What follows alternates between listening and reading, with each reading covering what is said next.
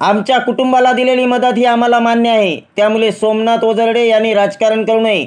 मृत कामगारांच्या कुटुंबियांकडून ठाकरे गटाचे पदाधिकारी सोमनाथ ओझरडे यांना आव्हान. आमदार भरतशेठ गोगावले आणि विकास गोगावले यांनी आमच्यासाठी खूप केले आहे. आपण यामध्ये राजकारण करू नये. ब्लूजेटमधील अपघातात मृत्यू पावलेल्या नातेवाईकांची सोमनाथ ओझरडे यांना विनंती. मृत कामगारांच्या नातेवाईकांनी सोमनाथ ओझरडे यांनाच राजकारण करू नये असा सल्ला दिल्याने आता सोमनाथ ओझरडे नेमकी कोणती भूमिका घेणार? 3 तारखेला महाड MIDC मधील ब्लूजेट या कारखान्यात महाभयंकर असा स्फोट झाला आणि या स्फोटात 11 कामगारांचा होरपळून मृत्यू झाला. उद्या त्याला 12 दिवस होत आहेत. मात्र या दुःखद घटनेचं आता राजकारण होत आहे. 2 दिवसांपूर्वी ठाकरे गटाचे पदाधिकारी, शिरगाव ग्रामपंचायतीचे सरपंच सोमनाथ ओझरडे यांनी पत्रकार परिषद घेत स्थानिक आमदार भरतशेठ गोगावले आणि युवासेना कोर कमिटी सदस्य विकासशेठ गोगावले यांच्यावर गंभीर आरोप करत लक्ष केले आहे. त्याचप्रमाणे मृतांच्या नातेवाईकांना मिळणारी रक्कम ही तोकडी असून कमीत कमी 1 करोड ते 1.5 करोड रक्कम मिळाली पाहिजे आणि यासाठी आम्ही हायकोर्टात दाद मागणार असे सांगितले आहे. मात्र सदर प्रकरणात आमदार भरतशेठ गोगावले आणि युवासेना कोर कमिटी सदस्य विकासशेठ गोगावले यांना लक्ष केल्याने आता शिवसेनेचे पदाधिकारी आक्रमक होताना दिसत असताना आता मृत कामगारांचे नातेवाईक देखील समोर येत असून आमदार भरतशेठ गोगावले यांनी मध्यस्थी करून आमच्या कुटुंबियांना दिलेली रक्कम ही योग्यच आहे आणि ती आमच्या सर्व कुटुंबियांच्या सहमतीने ठरवण्यात आली. त्यामुळे सोमनाथ ओझरडे यांनी या गोष्टीचे राजकारण न करता आमच्या दुःखद प्रसंगी आमच्या पाठीमागे उभे राहावे.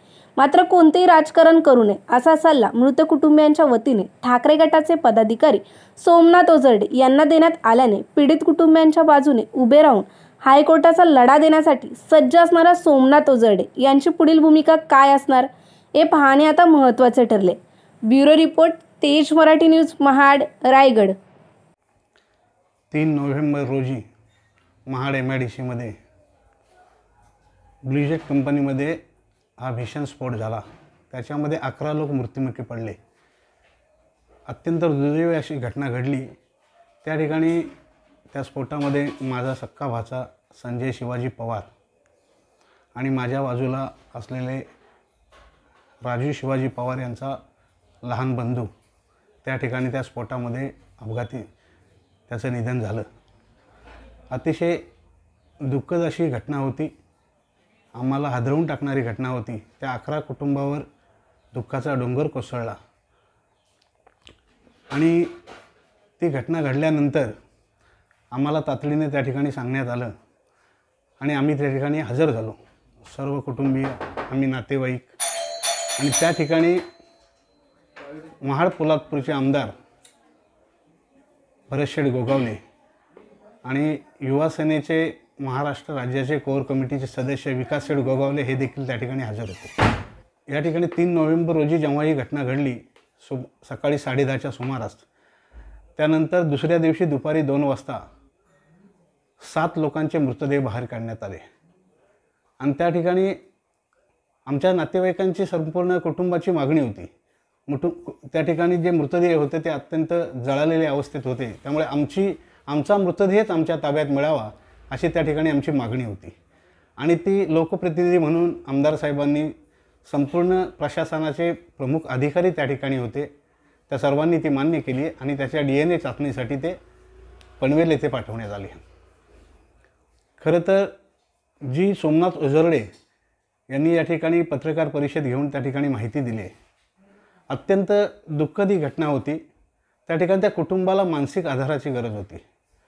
हा ओढवलेला प्रसंग अतिशय क्लेशदायक आहे, दुर्दैव आहे. कुणाच्याही कुटुंबावर असा आघात होता कामा नये आणि आमच्या कुटुंबामध्ये जो झाला, त्या ठिकाणी त्या कुटुंबाला जी रक्कम देण्यात आली त्या ठिकाणी प्रत्येक नातेवाईकाला, कुटुंबातल्या सदस्यांना विचारात घेण्यात आलं आणि आमदार साहेबांनी स्वतः भरतशेठ गोगावले यांनी, विकासशेठ गोगावले यांनी संपूर्ण कुटुंबियांना, त्यांच्या नातलगांना, 11 लोकांच्या कुटुंबियांना विश्वासात घेऊनच ही रक्कम ठरवली आणि ती आम्हाला मान्य झाली.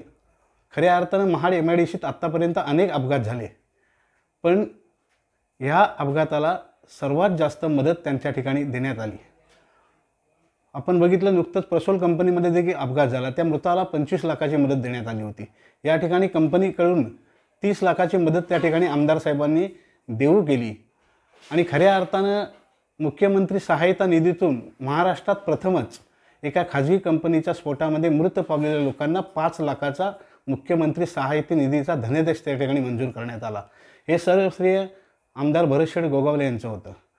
आणि मेडिक्लेमच्या स्वरूपात ESICमधील 10 लाख रुपये अशी 45 लाखाची मदत त्याच्या कुटुंबियाला त्या ठिकाणी प्रत्येक कुटुंबाला त्या ठिकाणी घोषित करण्यात आली. आणि ही सर्व प्रक्रिया त्यांनी स्वतःहून केली नाही.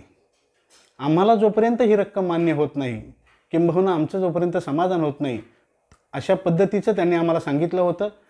आणि सर्वात महत्त्वाची बाब म्हणजे सोमनाथ ओझरडे यांनी जे या ठिकाणी वक्तव्य केलं ते अतिशय दुर्दैव आहे, दुःख देणारं आहे. आमच्या कुटुंबाला खऱ्या अर्थानं मानसिक आधाराची गरज आहे आणि ती देण्याचं काम विकासशेठ गोगावले यांनी, भरतशेठ गोगावले यांनी केलं. गेल्या 10 दिवसामध्ये जेव्हा प्रत्येक वेळेला त्यांनी या कुटुंबाची माझ्याकडे विचारपूस केली. स्वतः या ठिकाणी अंत्यविधीसाठी ते आले होते आणि त्यांनी शब्द दिला की भविष्यात कोणत्याही पद्धतीची जर गरज पडली, कोणतीही मदत हवी असेल तरी रात्री अपरात्री मला कधीही फोन करा, या कुटुंबाच्या मागे आम्ही ठामपणे उभे राहणार. आणि आम्हाला निश्चितपणे खात्री आहे, हा शब्दच फार महत्त्वाचा असतो, तो आधारभूत वाटतो आणि जगण्याचं बळ देतो. आणि अशा पद्धतीने ह्या ओढवलेल्या प्रसंगातून खऱ्या अर्थानं प्रत्येक कुटुंबाला सावरण्याचं आणि त्यांना शक्ती देण्याचं काम त्यांनी त्यांच्या विचारातून केलेलं आहे. एक लोकप्रतिनिधी म्हणून त्यांनी त्याची जबाबदारी पार पाडलेली आहे.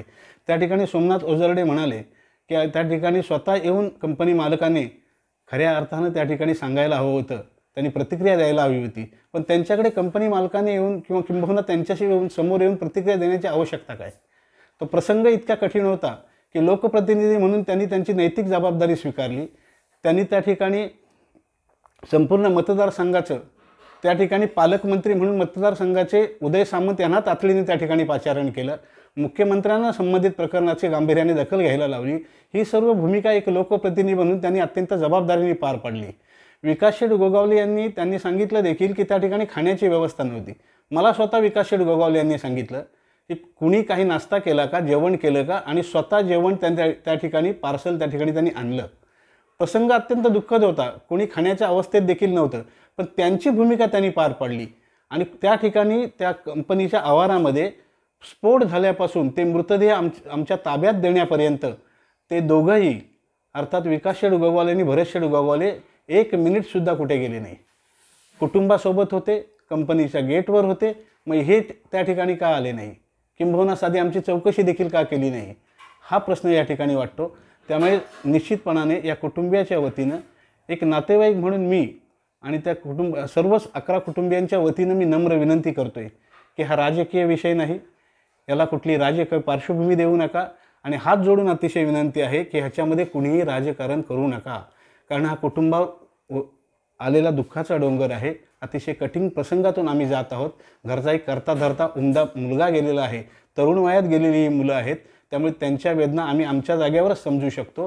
त्यामुळे माझी विनंती आपल्या माध्यमातून, तेज मराठी न्यूज वाहिनीच्या माध्यमातून, की याच्यामध्ये कुणीही कोणत्याही पद्धतीचं राजकारण करू नये. आणि आम्हाला ह्या सर्व गोष्टी त्यांनी विश्वासाने सांगितलेल्या आहेत आणि आमच्या मान्यतेने केलेल्या आहेत, एवढं आपल्या वाहिनीच्या मार्फत या ठिकाणी सांगू इच्छितो.